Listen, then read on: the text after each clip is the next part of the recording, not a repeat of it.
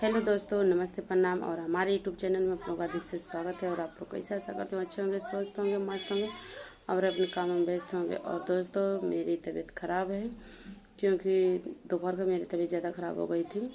और दोस्तों, मैं आप लोग से एक और बात बता रही हूँ कि देखिए, अगर आपका बना रहेगा ना तो सब लोग पूछेंगे, चाहे हित नात माई बाप मामी मामा सब कोई भी हो।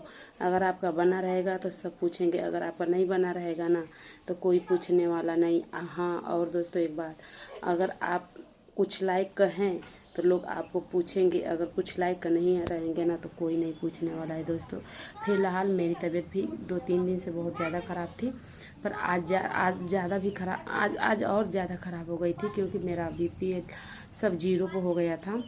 पर क्या कर दोस्तों, कोई पूछने वाला नहीं है, ठीक ना। बस आप हस्बैंड के अलावा हमको कोई पूछने वाला नहीं है क्योंकि मेरी माँ नहीं है ना, इसी की वजह से कोई हमको पूछता नहीं है। बस मतलब से लोग रिश्ता रखते हैं, चाहे कोई भी हो। ठीक है दोस्तों, मैं जो बात बोलती हूँ मैं सही बोलती हूँ, चाहे मेरा हित नाथ हो चाहे कोई भी हो। और दोस्तों बाय बाय, ठीक ना। ज़्यादा हो गया, शॉर्ट वीडियो है ना, ब्लॉग वीडियो नहीं है। Bye bye.